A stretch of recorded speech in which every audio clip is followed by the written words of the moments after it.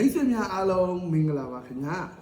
အခုချိန်မှာလူတိုင်းစီးပွားရေးအကျက်အတက်အခက်အခဲတွေနဲ့ပြည်လဲအောင်ဖြည့်ရှင်းရင်ဆိုင်နေရတဲ့အချိန်ကာလတစ်ခုရောက်ရှိလို့နေပါလေဗျအဲ့ဒီအခက်အခဲတွေကိုပြည်လဲဖြည့်ရှင်းနိုင်မှုအတွက်ကျွန်တော်တက်ဘေးရင်ပညာနဲ့ခုနှစ်သားသမီးများစီးပွားရေးကိုအထွတ်အထိပ်ရောက်ရှိစေဖို့ကျွန်တော်ပေးမဲ့ရတရားလေးတေချာလေးပြုလုပ်ကြပါခင်ဗျာ22ရက်4လ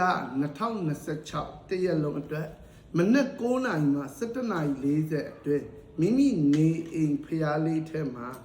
လက်ဖက်လက်ပူလက်တွေတိုးလို့ပြောလို့ပဲလက်ဖက်လေး3ပကလေးတစ်ချက်ထဲမှာလက်ဖက်လေး3ပုံပုံနဲ့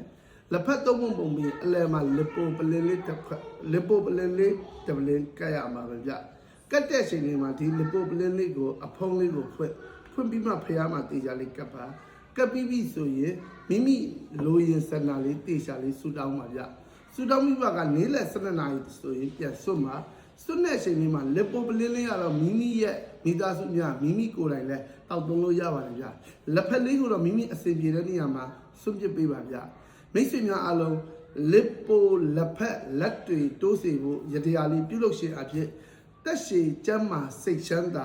လိုရင်စန္ဒတလုံးတော်ရဲပြည့်စုံနိုင်ကြပါစေဗျာ